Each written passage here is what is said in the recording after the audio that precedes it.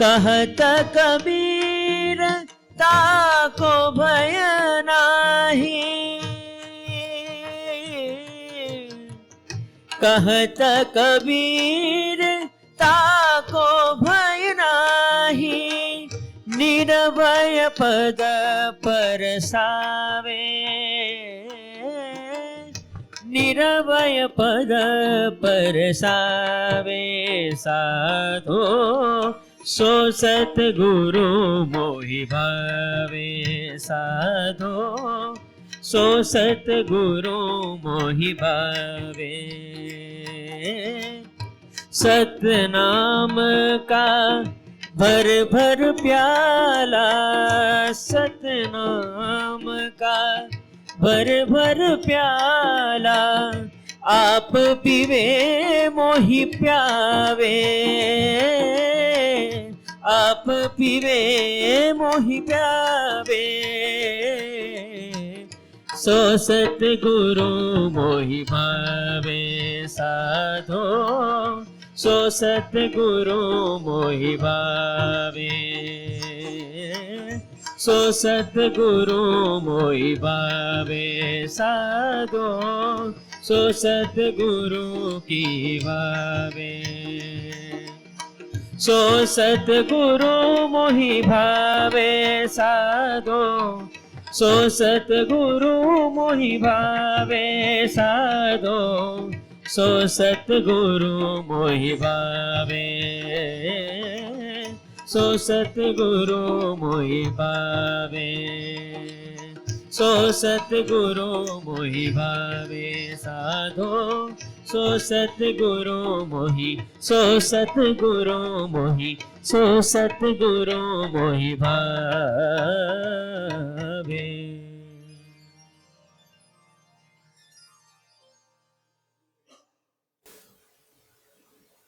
वितराग को कौन चाह सकता है? वितराग के प्रति प्रेम किसको हो सकता है? वितराग के प्रति राग किसको हो सकता है? ये दुर्लभ घटना है।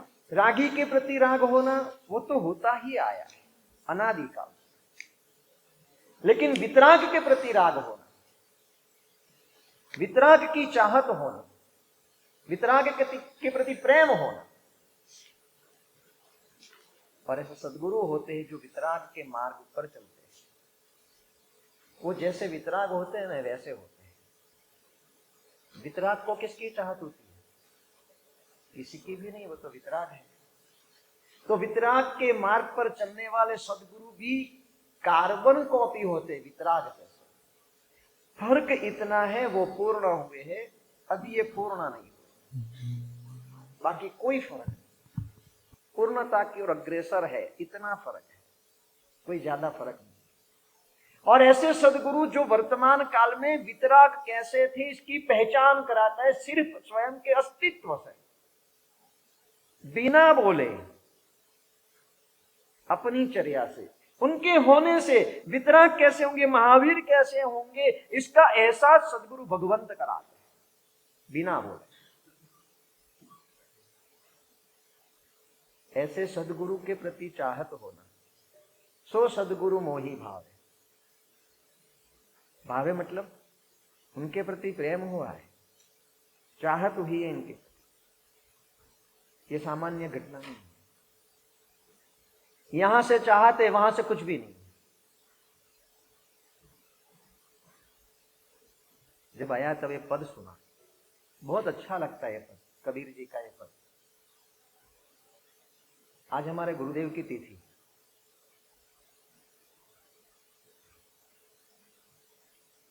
पूज्यपाद बजरंगकर श्रीश्वर जी महाराजा, आज उनकी 24वीं पुण्यतिथि है।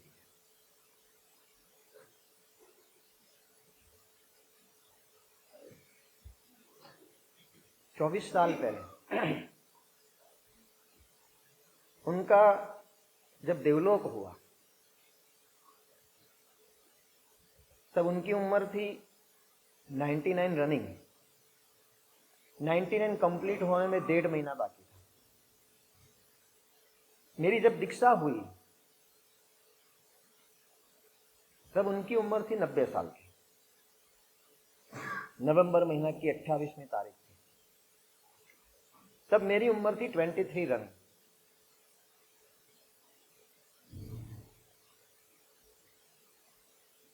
और चाहत एक 23 साल के युवान को 90 साल के बुजुर्ग के प्रति हो गई।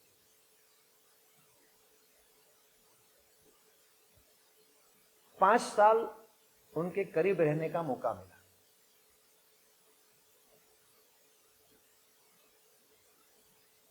कॉलेज में पढ़ता था, मोरबी इंजीनियरिंग कॉलेज में। जब भी अहमदाबाद आता था, कॉलेज की किताब लेकर गुरुदेव के पास पहुंच जाता था। सुबह 9 बजे जाता था, सुबह का बियाशना करके शाम को 5 बजे वहां से निकलता था। करीब 7-8 घंटा वहां रुकना होता था। 1-2 सामायिक करता था, उसमें धार्मिक अभ्यास करता था, बाकी कॉलेज की पढ़ाई करता था। जब एग्जाम का अवसर नहीं रहता था तब भी वहां पर रहता था। कभी शाम को जाता था, सुबह में आता था। बहुत करीब रहा उनके, सेवा का अवसर भी मिला। लगभग हर रोज रात को प्रतिक्रमण के बाद आधा पौना घंटा उनकी सेवा का अवसर मिलता है। लेकिन बात यह थी, उस आधे पौने घंटे में न तो वो एक शब्द बोलते थे, न तो मैं एक शब्द बोल पाता था।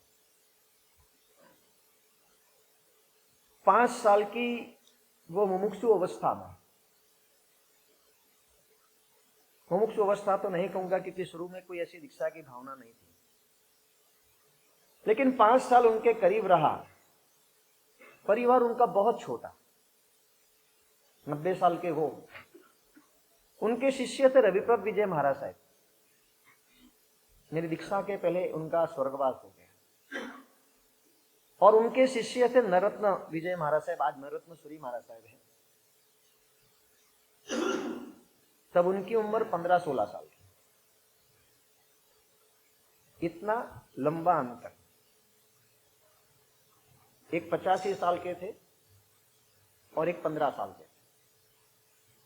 बाकी 1-2 साधु थे, कभी साथ में रहते थे, कभी साथ में नहीं रहते थे। गुरुदेव के गुरु भाई थे, उम्र में उनसे छोटे थे, दीक्षा में भी उनके छोटे थे। शरीर उनका ज्यादा अस्वस्थ था, वो भी गुरुदेव के साथ में रहते थे। बस ये परिवार इनका। कोई युवान दीक्षा ले, परिवार बढ़े, ऐसी भावना रहती है।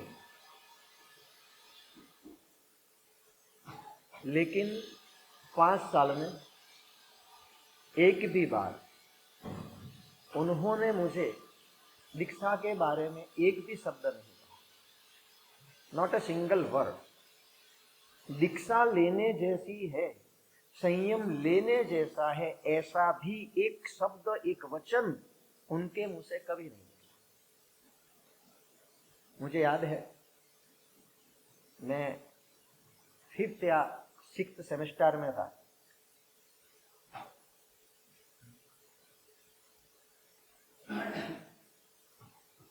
समर वेकेशन कंप्लीट हो चुका था।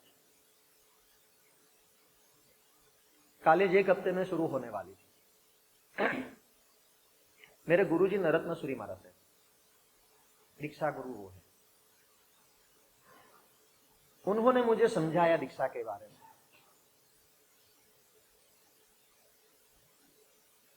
एक स्वभाव ऐसा था कि कोई समझाता था तो मैं समझ भी जाता था। तो मैंने कहा बराबर। तो कैसे करना, घर वाले से बताना, एकदम तो रजा नहीं मिलेगी। तो उन्होंने प्रेरणा करी।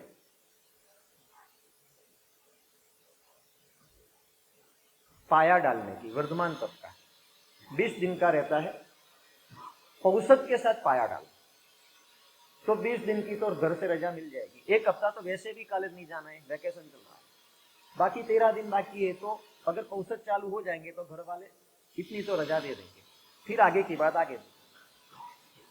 मैं मान गया, मैंने कहा ठीक है। पया चालू हो गया, पौषध चालू हो गया, गुरुदेव के आश्रम, गुरुदेव के कुछ पता नहीं है कि मैं इस आशय से चालू कर रहा हूं। मैंने सिर्फ इतना ही कहा गुरुदेव को तो कि पाया डालने की भावना है पौषध के साथ। अच्छी बात है, वास्तविक कर दिया। 15 दिन हुए। अहमदाबाद की गर्मी का आपको पता है, जीवन में कभी इतने पौषध एक साथ नहीं किए थे। शायद किया होगा तो संवत्सरी का किया होगा, एक दिन का। 15 दिन पौषध, स्नान व्रत, गर्मी, हवा में कुछ ऐसी मौसम, बारिश का मौसम होता है, स्नान की वजह से शरीर तैयार नहीं था, तो ये नीचे के भाग पर फुंसियां हो गई और फूटने लगी, रसी निकलने लगी, चिपक जाती थी वहां पर। मेरी धोती उसके साथ चिपक जाती थी। पसीना बहुत होता है मुझे, हेरिडिटी है, उनको भी इतना होता है, मेरे दादी माँ उनको भी इतना होता था, तो जलन होती थी वहां। मुझे थोड़ा सा सहन नहीं हुआ। मुझे विचार आया कि अभी तो शुरुआत है और इतना भी मैं नहीं सहन कर पा रहा हूं। पूरे जीवन भर स्नान व्रत कैसे संभव बनेगा? तो मेरे गुरुजी नरोत्तम महाराज साहब को मैंने कहा कि मेरे से तो नहीं बनेगा। उन्होंने मुझे बहुत समझाया, लेकिन मेरे अंदर बात नहीं। उन्होंने अंतिम दाव लगाया कि गुरुदेव के पास जाकर बात कर लेना। मेरी भावना थी, 15 दिन हो गए थे, 5 दिन बाकी थे। मैंने कहा 5 दिन के बाद 5 दिन कंप्लीट कर लेता हूं, लेकिन 20 दिन पूरा होते ही मैं कॉलेज जाऊंगा, घर जाके कॉलेज जाऊंगा। बहुत कुछ समझाने के बाद मैं नहीं समझा, तो उन्होंने कहा कि बड़े साहब से एक बार बोल देना। मैंने कहा ठीक है। दोपहर के समय पर मैं गुरुदेव के पास गया और गुरुदेव को बताया कि 5 दिन के बाद मैं जाऊंगा, कॉलेज चालू हो गई। कॉलेज ठीक है, क्यों, क्या हुआ, कोई तकलीफ हुई? कोई प्रश्न। शायद मेरे गुरुजी ने बता दिया था इनको, लेकिन गुरुदेव ने मुझे कुछ भी नहीं पूछा। सो सदगुरु मोही भावे, सतनाम का भर भर प्याला आप पीवे मोही भावे। निष्पृहता किसको कहते हैं, निर्लेपता किसको कहते हैं, अनासक्ति किसको कहते हैं, वैराग्य किसको कहते हैं, सादगी किसको कहते हैं। आचार्य थे, लेकिन कोई नजदीक न आए तो पता तक नहीं चले कि आचार्य। सिंपलनेस। जब तक उनके पांव ठीक थे, आचार्य होने के बाद भी नीचे बैठते थे। कोई संघ वाले आते, गुरुदेव पधारो, वर्तमान जो शायद कोई प्रसंग दिवस तय भी हो गया, सामय्या की बात है तो नहीं, सामय्या नहीं करना है, और उनकी मना होने के बावजूद किसी ने सामय्या तय कर लिया, उनको पता चल गया, तो अगले दिन शाम को वो उपाश्रय में पहुंच गए। सुबह में सामय्या है, शाम को गुरुदेव उपाश्रय। उनके बहुत करीबी भक्त भरत भाई मानसा वाला, पंकज सोसाइटी,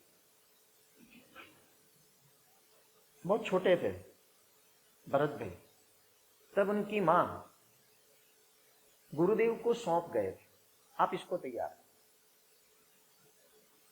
उनकी मां को, भरत भाई की मां को गुरुदेव के प्रति बहुत था। उनकी अनासक्ति, उनका वैराग्य, उनकी साधुता, अणगारत्व किसको कहते हैं, उसकी झलक उनमें थी। लगभग सभी समुदाय के साधु ऐसा कहते थे, लगभग नहीं 100%, ये चौथे आर्य का साधु है। तो बहुत छोटे थे भरत भाई, गुरुदेव को सौंप दिया कि आप तैयार करो। गुरुदेव ने मना कर दिया, मेरे बस की बात नहीं, मैं मुझे संभालू कि इसको संभालू, मेरे से नहीं होगा। तब से भरत भाई का उनके प्रति एक शुभ ऋणानुबंध, भरत भाई के जेहन में गुरुदेव बसे हुए थे। पंकज सोसाइटी में उनका निवास स्थान था, बड़े भैया के साथ रहते थे। परिवार बहुत बड़ा हो गया तो एक अलग मकान करने की आवश्यकता हुई। नजदीक में ही, पंकज सोसाइटी के नजदीक में ही, पंकज सोसाइटी का ही विस्तार, उन्होंने एक प्लॉट लिया, वहां मकान बनाया। गुरुदेव के प्रति अगाध प्रेम, अगाध भक्ति। उन्होंने ऐसा सोचा कि एक बार गुरुदेव पधारे, गुरुदेव इस घर में रहे, उनके परमाणु से ये घर भावित हो, बाद में घर में रहने जाना है। तब तक नए घर में रहने नहीं जाना है, क्योंकि गृहस्थ के घर में गुरुदेव निवास नहीं करेंगे। तो जब तक गुरुदेव नहीं पधारे तब तक उस घर पर रहने नहीं जाना है। 1 महीना, 2 महीना, 3 महीना, 4 महीना, 6 महीना पता हो गया, घर कंप्लीट था, लेकिन गुरुदेव का इस और आना संभव नहीं हुआ। गुरुदेव पालड़ी में आए थे, तो पंकज संघ के आगेवानों को लेकर, वो खुद आगेवान थे पंकज संघ के, और पंकज संघ के गुरुदेव रहे। पंकज संघ के लिए गुरुदेव भगवान थे। तो पंकज संघ के सभी ट्रस्टियों को लेकर वो पहुंचे विनती करने के लिए।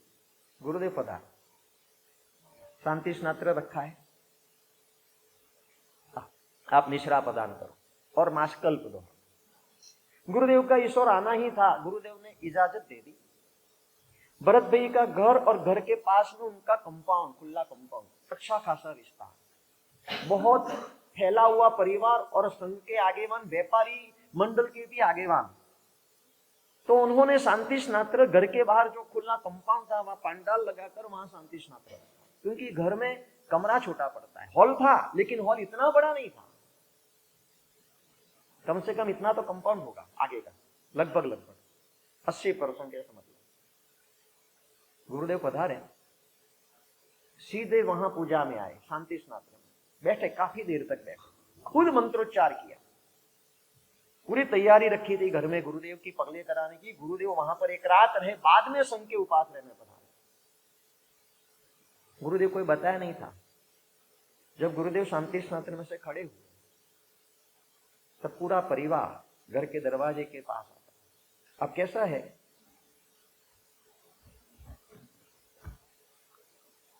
ये समझ लेना, ये आधे हिस्से में यहाँ घर है, ये खुला ग्राउंड है, गुरुदेव यहाँ पर बैठे, आगे का एक पोर्शन इतना खाली है, यहाँ दरवाजा है, यहाँ घर का दरवाजा, यहाँ कंपाउंड का दरवाजा। गुरुदेव इधर से निकले, इधर तक आए, पूरे परिवार ने इधर वंदन किया। वंदन करने के बाद भर भाई विनती करते हैं, गुरुदेव घर में पधारो। कारण क्या, एकदम नजदीकी भक्त, शासन संबंधी कोई भी काम है, कभी भी गुरुदेव सबसे पहले याद करते थे जिस व्यक्ति को वो भरत भाई थे, कोई भी शासन संबंधी काम। पंकज सोसाइटी में सम्मेलन हुआ 2044 का, उसका उत्तरदायित्व गुरुदेव ने भरत भाई को सौंपा था। ओंकार सूरी महाराज साहब और शीलचंद्र सूरी महाराज साहब के साथ भरत भाई ने बहुत काम किया। उस समय 250 साधु भगवंत थे करीब, और उनके वहां भरत भाई के वहां करीब 150 से 200 साधु भगवान का पानी रहता था, बहुत भक्ति। तो गुरुदेव ने प्रश्न कर लिया, क्यों?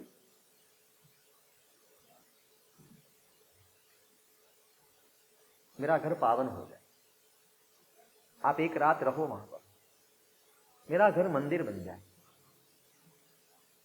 ये गृहस्थ जीवन की जंजाल में तो हूं, लेकिन इसकी आसक्ति ना हो जाए, आपके परमाणु यहां बिखर जाए, और इस परमाणु के असर मेरे पर तो हो, लेकिन मेरे पूरे परिवार के ऊपर हो, हम कहीं भटक नहीं जाए। बस ये भावना है गुरुदेव। एक रात यहां पर आप रहो, बाद में कल सुबह आप संघ के उपासना में पधारो। गुरुदेव ने कहा, घर पावन करके क्या करना है? ये आ गया, घर में ही आ गया। बहुत प्रार्थना की, गुरुदेव तैयार नहीं। भरत भाई ने देख लिया रात तो नहीं रुकेंगे यहां पर, तब लास्ट में एक प्रार्थना की, कम से कम पगलिया तो करो, एक नौकार सुना दो वहां पर पगलिया।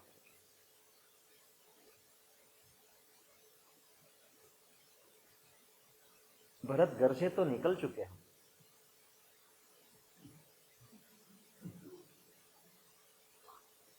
अब क्या पगला करना, भगवान की पूजा में आए थे तो जा रहे, तेरे घर के साथ हमारा क्या लेना देना। नजदीकी अत्यंत करीबी भक्त को स्पष्ट रूप से एक कह सकना कि तेरे घर के साथ हमारा क्या लेना देना, भगवान की पूजा में आए, तूने बताया था ना शांति स्नात्र रखा है, वो शांति स्नात्र विधान में आए थे। अब संघ के उपासना में ठीक है बराबर, और गुरुदेव ने कदम तक नहीं रखा उस घर में, निकल गए वहां से। सतनाम का भर भर प्याला आप पीवे मोही पावे,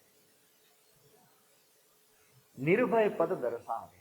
लास्ट में कबीर जी ने कहा भय तो उनको नहीं रहे, ये उसको खराब बुरा लग जाएगा तो, वो दूर हो जाएगा तो।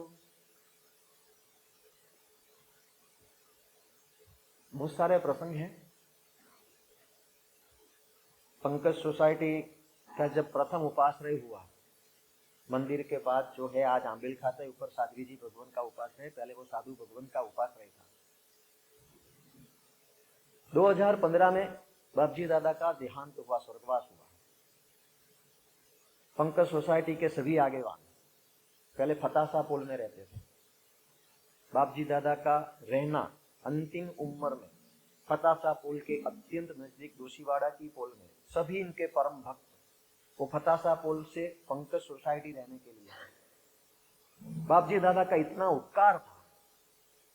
और इसके बाद बाबजी दादा गए, उनके जो प्रपट्ट शिष्य थे मनोहर श्रीवास्तव, वो भी 2020 में गए।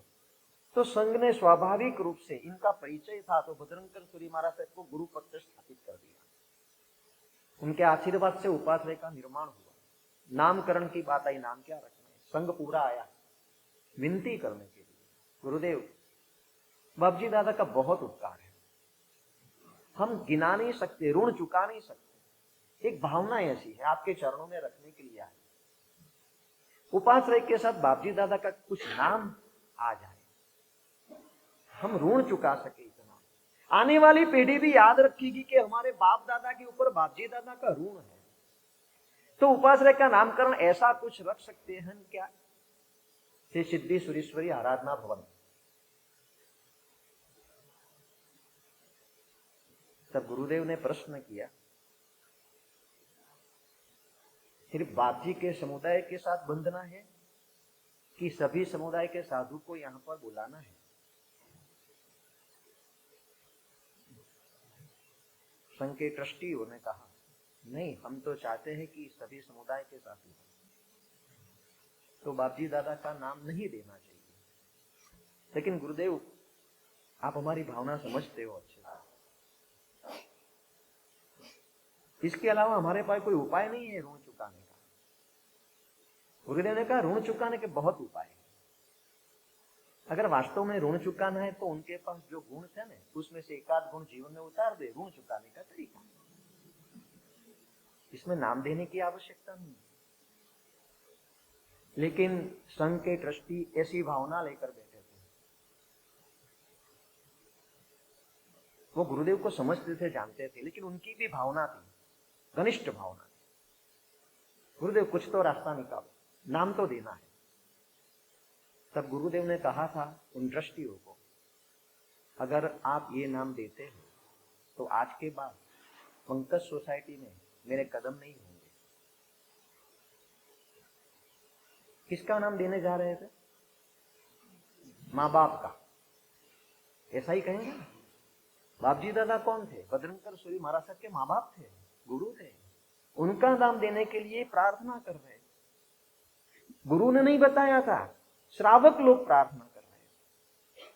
और गुरुदेव ने देखा कि उनकी भावना थोड़ी सघन है, ऐसे नहीं मानेंगे, तो उन्होंने उठा के बोल दिया, अगर आपने नाम दिया तो आज के बाद पंकज सोसाइटी में हमारे कदम नहीं। कुछ उपाश्रय का नाम आज भी है वहां पर, बाप जी नहीं जुड़े इनके साथ। मंदिर में प्रतिष्ठा होने का अवसर आया। पहले वहां के प्रमुख थे वर्धमान भाई सेठ, घर मंदिर था, संभवनाथ भगवान थे। बाद में सोसाइटी का विस्तार हुआ, बहुत जैनी रहने के लिए आए, घर मंदिर छोटा पड़ने लगा, संघ मंदिर की आवश्यकता हुई, आ गए गुरुदेव के पास। गुरुदेव, संघ मंदिर की आवश्यकता है, आप आशीर्वाद दीजिए। ऐसे कार्य में आशीर्वाद ही रहते। गुरुदेव, हम तो किसी को पहचानते नहीं, बहुत लंबा खर्चा है, अगर आपकी चिट्ठी रहेगी तो कहीं से हमें देव द्रव्य की रकम मिल जाए। तब गुरुदेव ने कहा था, आपका घर का जब निर्माण हुआ तब भीख मांगने निकले थे?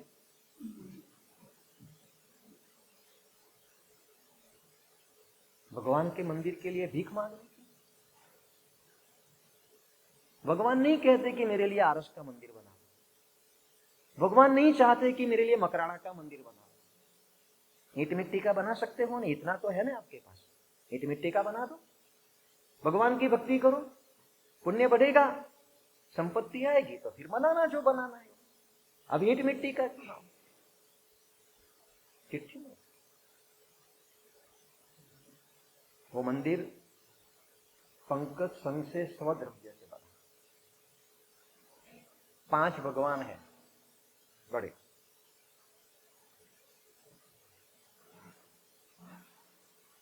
अंजन करने की बात आई। जैसे जैसे गुरुदेव का ऐसा परिचय होता गया, वैसे वैसे संघ गुरुदेव से इतना जुड़ता गया, इतना जुड़ता गया, कोई फरमाइश नहीं, कोई चाहत नहीं, एक पैसे का खर्च नहीं, अधिकार वृत्ति नहीं।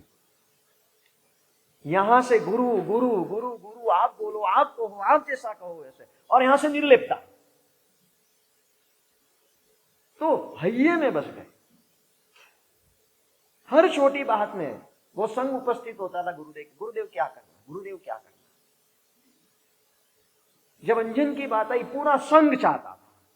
संघ के एक एक घर में गुरुदेव का जो वास था, घर के हर एक सदस्य में, के हृदय में गुरुदेव का जो वास था, पूरा संघ चाहता था कि गुरुदेव के हाथ से अंजन हो, भगवान का। ऐसे निष्प्रभु संत के हाथों से अंजन हो। संघ आया गुरुदेव के पास, 5 प्रतिमा से में से आने वाली है, आप मुहूर्त निकालो, कब अंजन विधान करना है। अब अंजन विधान स्वतंत्र रूप से करना, जो प्रवाह चल रहा था उस समय भी, सब प्रोग्राम करना और ये करना वो करना, गुरुदेव आडंबर को पसंद नहीं करते।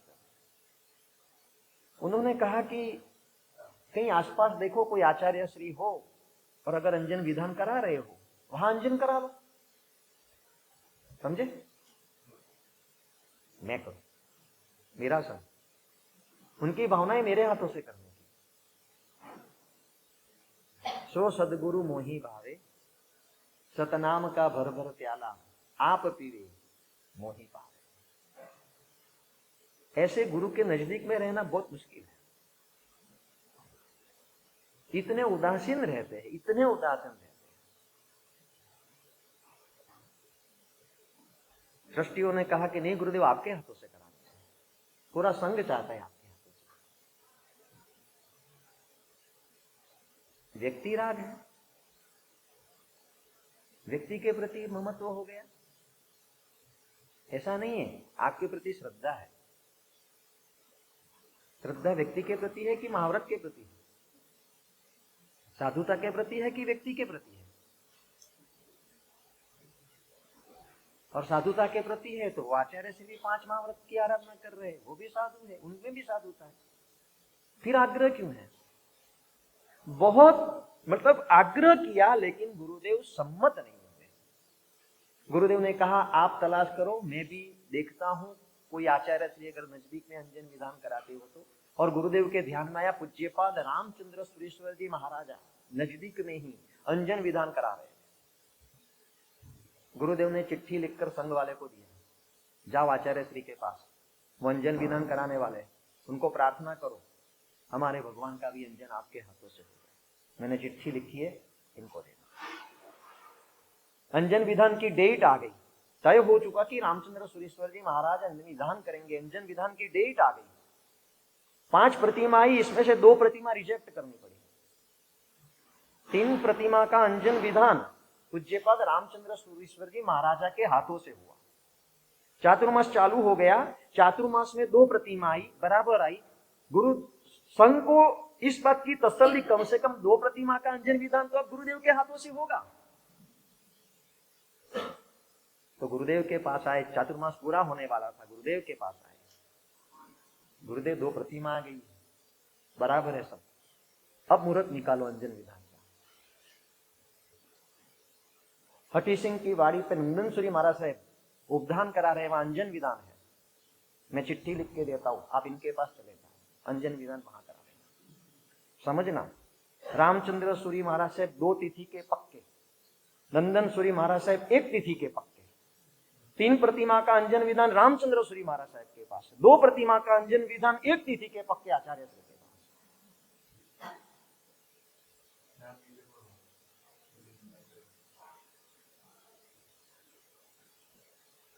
अंजन सलाह का हो गई, प्रतिष्ठा का दिन आ गया। प्रतिष्ठा भी हो गई। प्रतिष्ठा से पहले जिन्होंने आदेश लिया था प्रतिष्ठा का, उनको और सभी ट्रस्टी वर्यों को बुलाया। कहा कि आपने आपका घर बनाया, कहीं तख्ती लगाई आपके नाम की, ये घर मैंने बनाया है? ऐसा तो नहीं किया। तो मंदिर में तख्ती क्यों लगाएंगे हम? कई लोगों के पैसे आए, गर्द पूरा आपके पैसे से बनाए, वहां आप तख्ती नहीं लगाते। लेकिन गुरुदेव,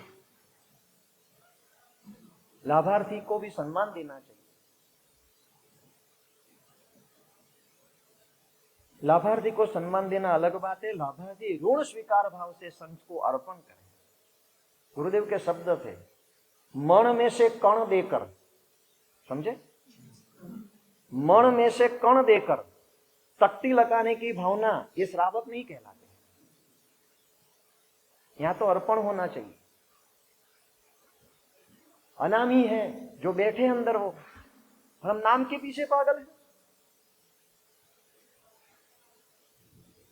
गुरुदेव, आपके हमारे पर जो उपकार है, हमारे किसी की तख्ती नहीं लगेगी, लेकिन एक शिलापट लगेगा, आपके हाथों से हुआ है। इतिहास तो बनाए रखना पड़ेगा ना कि इसकी प्रतिष्ठा आपने की है। अरे इतिहास के इतिहास जमीन में मिट्टी में मिल गए, क्या इतिहास को संभालना है? आज भी पंकज के मंदिर में गुरुदेव के नाम की तख्ती नहीं है, न जिन्होंने प्रतिष्ठा की उनके नाम की तख्ती है। ये गुरुदेव की सेवा करने का थोड़ा अवसर मिला, सद्भागी हूं। महावीर को तो नहीं देखा है, लेकिन महावीर कैसे रहे होंगे? इंद्र महाराज भक्त, चेलना जी भक्त, प्रयाणिक महाराज भक्त, ऐसे राजा महाराजा जिनके भक्त थे, उनके बीच में महावीर कैसे रहे होंगे, वो मैं अच्छे से समझ सकता हूं। कोई अगर पूछे मुझे कि महावीर को देखा है, तो मैं हाँ बोलता हूं, मैंने महावीर को देखा है। ऐसे गुरुदेव ने